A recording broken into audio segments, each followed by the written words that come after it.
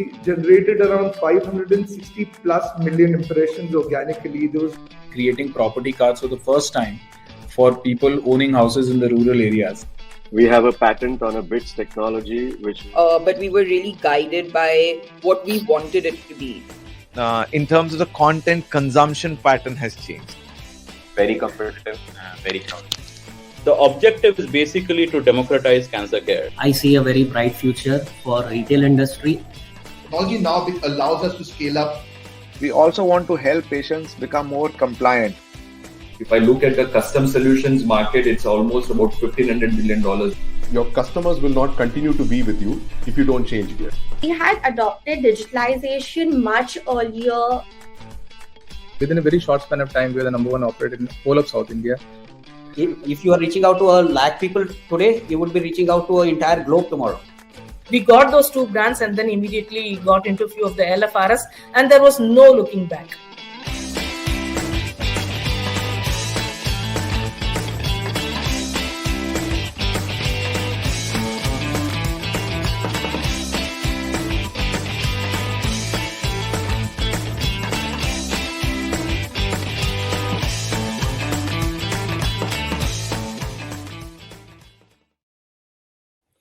Hey, good morning, everybody, and welcome to the 22nd episode of Ascent Talks.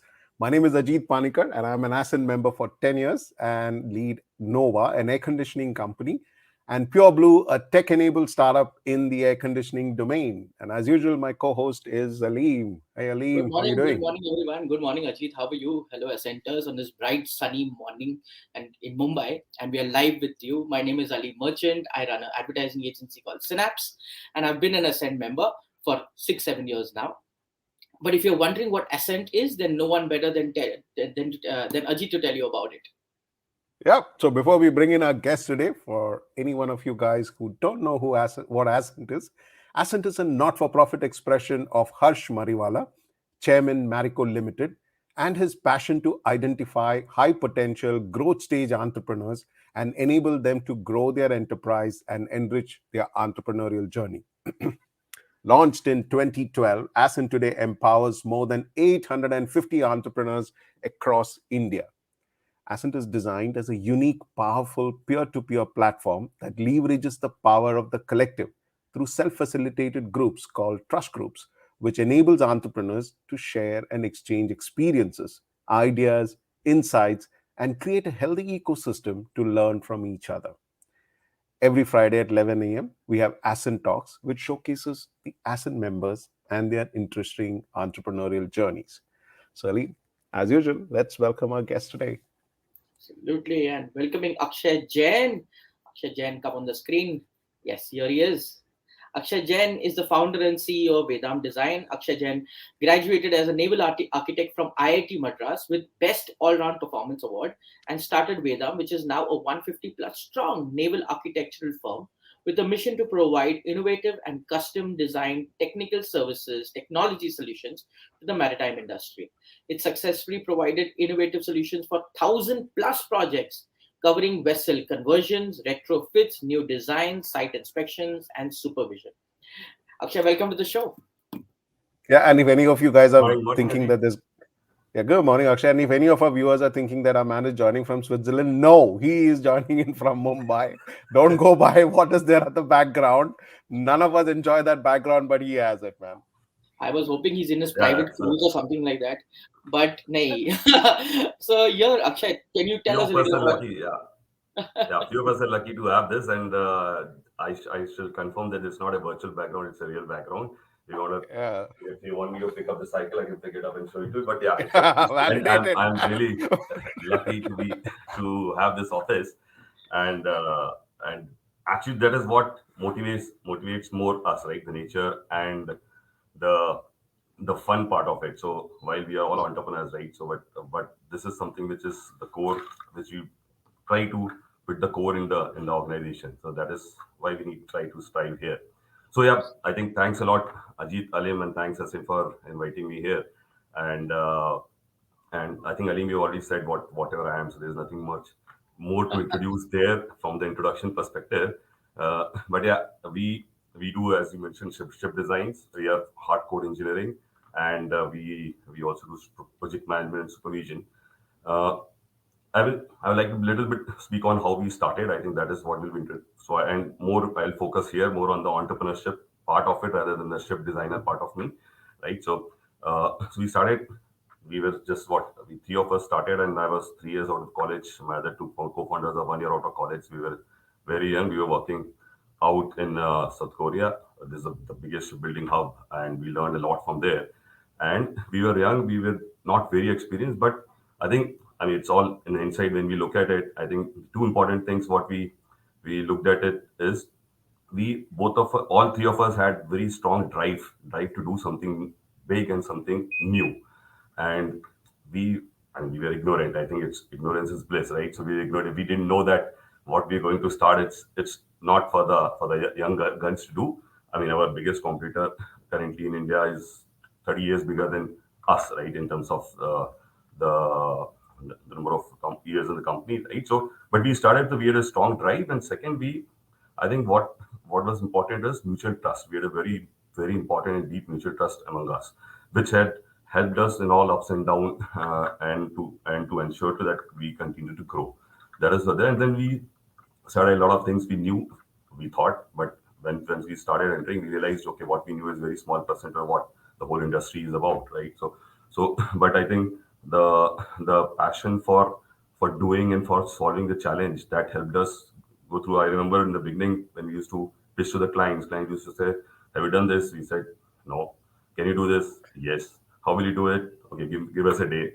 And then we'll go back, do Google search and calls, and then figure it out the way. And then we'll go and pitch again. Next day, the customer will say, "Oh, it didn't sound that intelligent yesterday, right?" So, yeah, we knew it. We just wanted to pitch to you better, right? So, and then we got some customers, and that helped us. And then of course, in the beginning, what we thought it would be simple, but it came out very, very complex projects. But we are lucky to have. I was lucky to have other co-founders who were like real techie brains, and they could solve all the issues. So that helped us going. And I think today also, most of the time, customers come to us because they say somebody told us that if you have this kind of challenge, only Vedam can solve. You go there, they might have not done it, but you ask them, and they will come honest, and they will figure it out and solve it.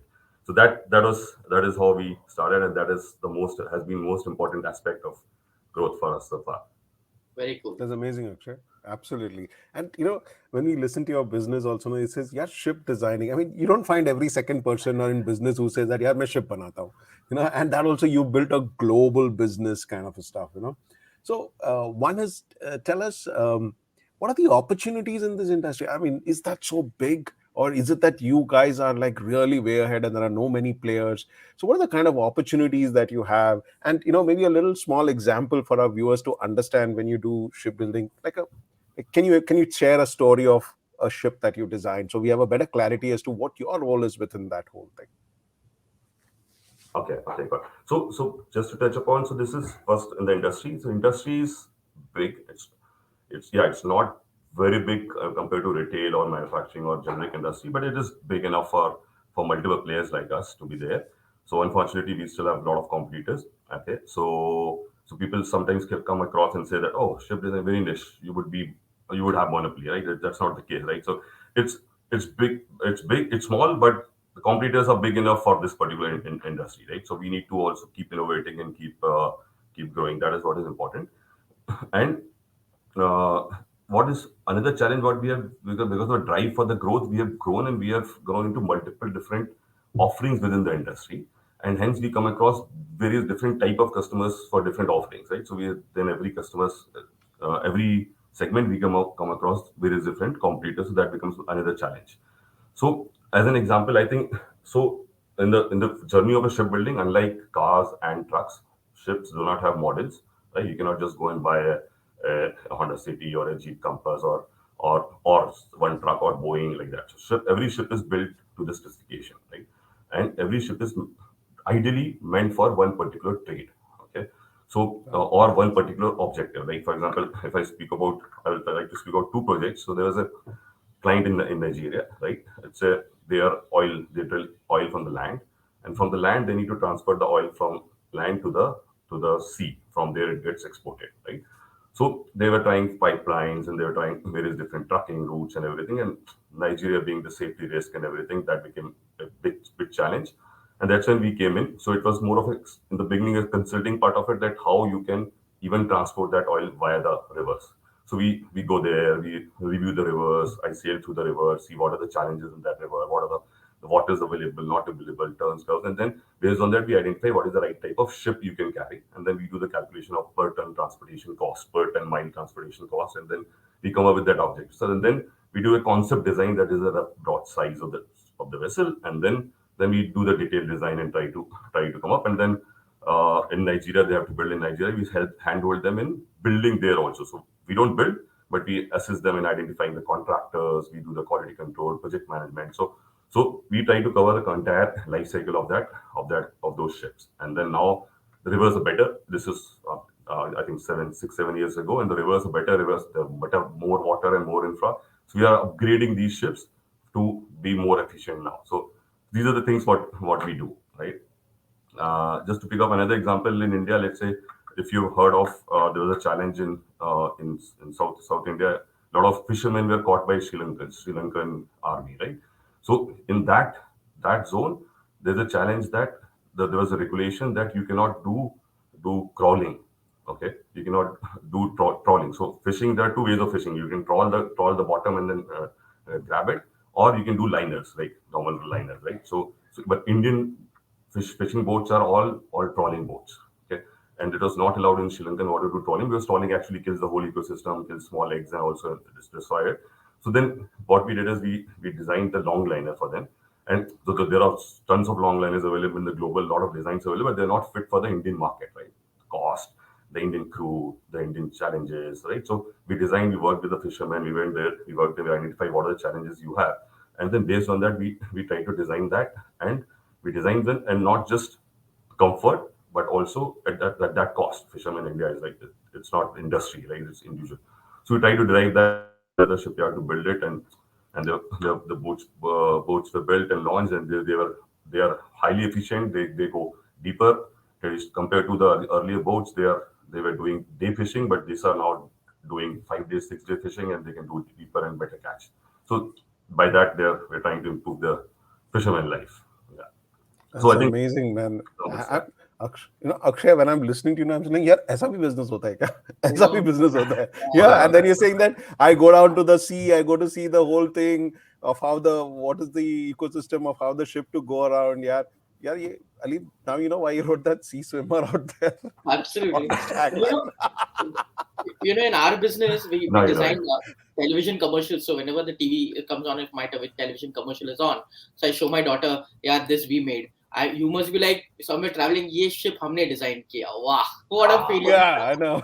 Design किया हो नहीं किया हो, लेकिन बोलता जरूर हूँ, ये मैंने design किया था. My daughter says, "Daddy, why haven't you tried design cruise ship?" I said, "आएगा, वो भी आएगा, cruise ship भी आएगा." Absolutely. Super. So Akshay, I mean, it was very interesting when you said that you three got together and built this business, and then but there was somebody much larger in this whole thing. So. And then also you saw opportunities in this industry. What are the opportunities you're seeing now as a growing company? I mean, you're still in challenger status. So what kind of opportunities do you see growing now besides building cruise ships? Huh? Sure. So, but to correct it, we didn't see opportunity then. We were ignorant. We were fool. We were young. We thought कुछ करेंगे तो कर दिया, right? And if we were as wise as now, if we were then probably we would have. There were a lot of challenges, because we knew the challenges. We would have not started. But yeah. Now, I think still there's a lot of opportunity. Our industry is moving towards digitalization and towards decarbonization. So shipping industry has been blamed for a lot of pollution, the biggest pollution, everything, but they don't understand that the transportation is also huge. But still, yeah, there's a big drive of decarbonization, and that's where we are working a lot. How do we reduce carbon emissions from the ships? So that means we are designing electrical boats, electrical ships. We are also designing methods of improving the existing ships to reduce the carbon emissions. So there are various ways. We do the studies, energy audit of the ship, and then try to identify where all the optimization can come in. So that is another challenge. Then we are also developing few digital SaaS products, basically for carbon reporting and for optimizing the fuel consumptions. So So that is the drive which is happening in the industry, and we are trying to catch up with that drive. The future fuels also going to change. We all hear of hydrogen, methanol, but it's a little far for any application, and especially for the marine application, because the consumptions are big.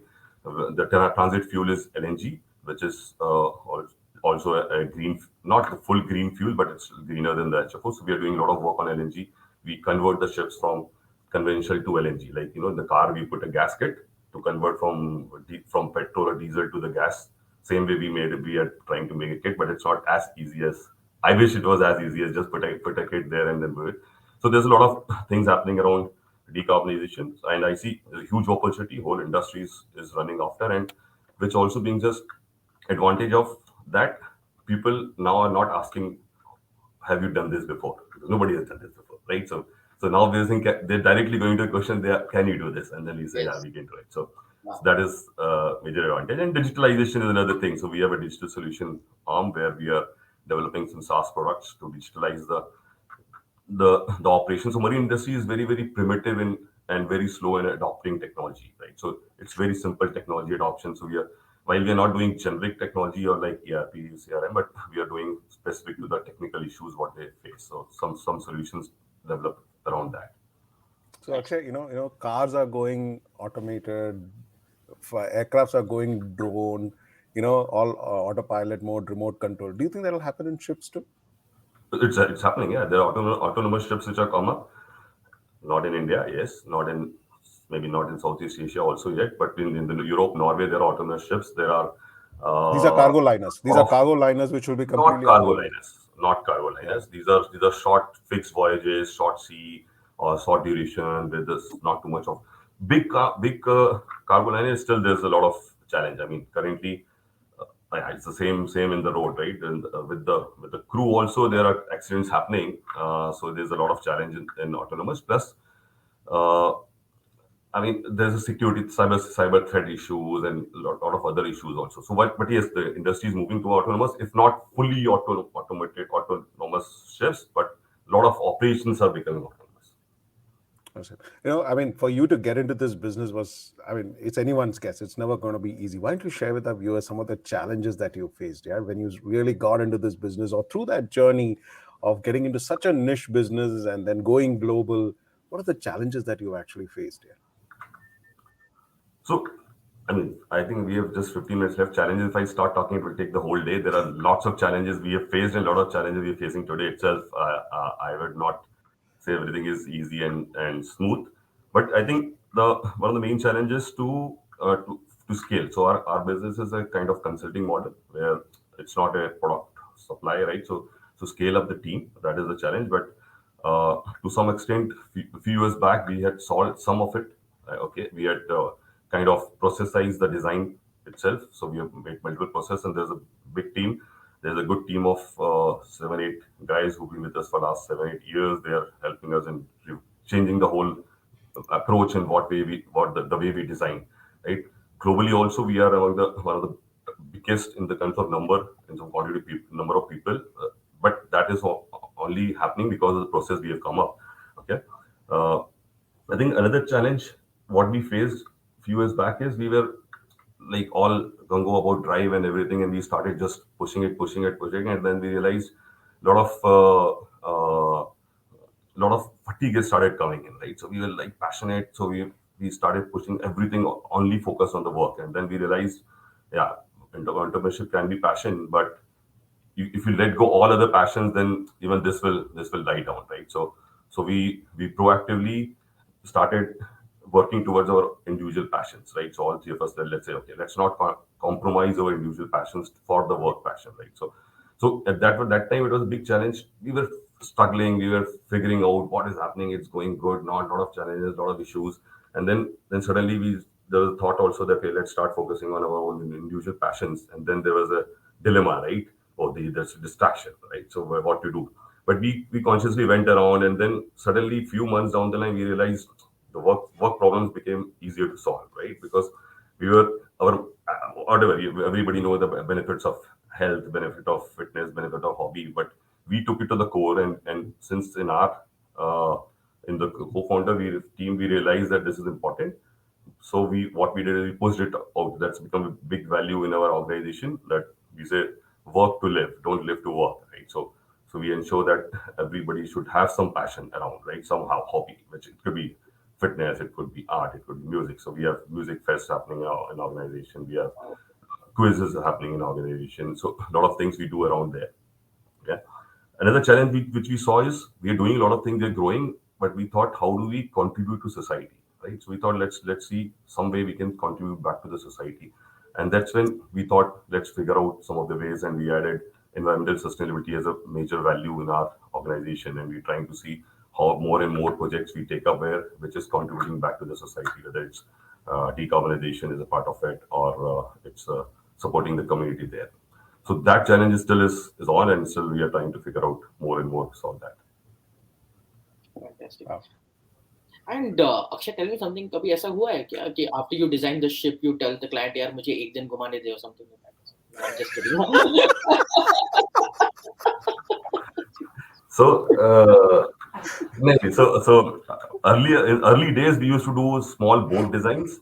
So there it has happened, and I and one of my co-founder, we went there and we were riding the boat, and Oh, seriously? Oh my God! Yeah, seriously, we did, right? It was, but those days are gone. We are out from the boat designs. We're not doing boat designs anymore. It's just that business call, and then we move towards large ships. And large ships, we are not qualified to design. Even if we are we are not qualified to run. But even if we are qualified to run, we will not risk doing the first trial on our own design ships. I think let's other do that trial. वैसे बोले IIT का topper है मैं. Yeah. So probably what Akshay will do, when he designs that warship, which he doesn't want to talk about, that's when you should ask this question. भैया एक बार घुमाने दे. एक बार. घुमाने दे नहीं, एक बार बटन दबाने दे.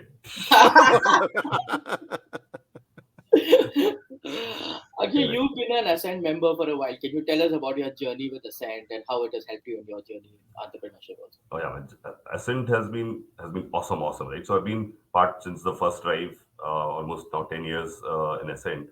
I've been part of 2 different groups. I had a sabbatical in between, but in the first group also, we were just 10, 15 people in our organization at that time. We're just like a kind of freelancers kind of working, and then being there, we learned that there's a way to grow also, right? So while the others were also small, but there was a passion across everybody, and that helped us push it through. The current group we have a very awesome group, Go Aspires, and what I think there are a lot of learnings, a lot of small bits, and a lot of small things you will try to reinvent, and the people would have already done it, and they will say, yeah, simply ऐसे करो, you will break your heads, and then and you can reach out to them off meetings also, and then people are there to help. But I think one of the main important things is when you go there and do check-ins, right? You realize that you go there, oh, I have a big problem today and I will want to share, and then you realize by the time your turn has come, oh, this problem is nothing, right? The guys here have lots of problems, lots of other problems. I think, and that is the most important aspect of Ascent. Then you realize that you're not alone, and your problem is not big. You can solve it. Others are there, and then of course the people help you solve that problem. So that is a great journey. Ascent has been a lot of credit for our growth goes to Ascent and the ecosystem here. It's amazing, Akshay. Akshay, before I actually get into a little bit of a personal side, I have one question to ask you. I know you've got global business, so you got a Korean customer, you got an American customer, UK customer. Their working styles are different. And you're into consulting, language barriers you have, everything. How do you actually bridge all this when it comes to handling these customers across? Because you or your team a lot of it could be a lot of discussions, right? How does that happen? Yeah, I mean, I'm just trying to put my head together. How do you manage this thing? Different time zones. I mean, 3 बजे को उठ के यार meeting है ship building के ऊपर बात करना है यार ये डिजाइन पे. How does that work? I can't manage normal office. So ideally, I should say that we did a lot of training and we trained people in all languages and all culture and everything, right? Okay, all those things are good with work, but we didn't do any of these. We don't have a big. While we emphasize a lot on the learning, but not on this. I think customer satisfaction is one of the 4 important values what we have, and we realize the customer satisfaction has to be done by the individual itself, right? So what we say is, on that there's no strict process or system, at each level, you need to identify what does the customer need, and you need to figure out the way to resolve that or to provide to the customer, right? We have customers who are in Korea, so the guy is sitting up in the morning here, 7 o'clock, starting the meeting, and then the customers in US, and at the night, 8 o'clock, they're having a meeting. And Koreans are very methodological. Korean, Japanese, very, very methodological, and Americans, Europeans, they don't care. They want, but they want quick results. So we thought we will put different teams for different this thing and train them, and then so that it will be a good thing. But then realize, this cyclical. We don't know where the business is coming from. We realize, okay, let's train them on the consciousness about the customer satisfaction. We are still working on it. It's not that we are completely satisfied with what we reached, but if we feel that if the individual knows the value of customer satisfaction, and they feel they need the importance of finding out what and how to satisfy this customer, they will figure it out. People are all smart guys. We have a great team here, and we have seen in many projects, customers after a year or so, they come back, and when they're talking to us and say, "Oh, this project was good. So and so was awesome," and we didn't know, right? So that this has happened, right? So if we ensure that each and everybody is looking at customer as an important aspect and ensuring customer satisfaction, things would get resolved. And we are trying to drive that more and more. All right. So Akshay, we just got about 4 minutes to wind up, but tell us, other than shipbuilding, who are you, No shipbuilding or business hata ke bata. Tell us about your family, tell us about your hobbies, because they say entrepreneurs are too busy making money. They only make money. They have no hobbies, nothing, kuch nahi hota. So tell us about yourself, because you've already mentioned that you're a sea swimmer. Oh yeah. So for me, ship design is the only thing and most important thing. Maybe some of my office guys are also watching it, so for them. But yeah, as I said, as I said, we work to live, right? So we passion. So money is not the driver for the business. Money is needed so that we can live the other life, right? So we do it only so much that we can have our other life also. So I'm a avid adventure junkie. So I do a lot of adventure sports. Sea swimming is the biggest passion which I have, and I think many places, again, in the hindsight, many places I think I've derived a lot of learnings from my swimming activities, cycling activities, and adventure sports, which has helped me do my work better. Okay, whether it's about big task of registering for 10 kilometers swim in the sea, right, which I've never done. Right? So, and that tells us how you can set high goals and how systematically you can plan and achieve it, right? And we did it. So same way we are setting big goals in our organization. Now the goal I set, but the other members are setting much bigger goals than what I could think of. But yeah, that is helping us solve that. I also like to travel a lot. I'm a travel freak. I've traveled more than maybe 35, 40 countries for work and for vacations, and most of my travels are always aligned with some other activity, either the business activities like expo and business trips, or some events like swim-a-thons, cyclothons, or treks or kayaking trips and things like that. So that helps me balance everything there. I'm not a good book reader. A lot of my members in the Ascent keep saying, you need to read books.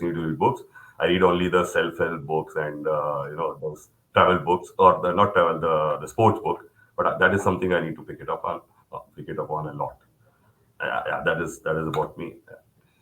How amazing is that, man? Too good, Akshay. It's been fantastic to hear you out, and I learned so much about shipbuilding here today. I never knew there was a business like this, and it's fascinating what kind of business you have and what kind of members Ascent has. So it's fantastic. Thank you so much, Akshay, for coming on the Ascent Talks and sharing this journey. It's been really informative and fabulous to have you with us. Thank you very much. Thank you, Akshay. See you soon. Thanks a lot, Ajit. Thanks a lot, Alim, for hearing me out. And I should say thanks to my co-founders and my team that I'm here to talk on behalf of them. So that's great. Thanks a lot. How amazing is that? Fabulous, right? Thank you so much.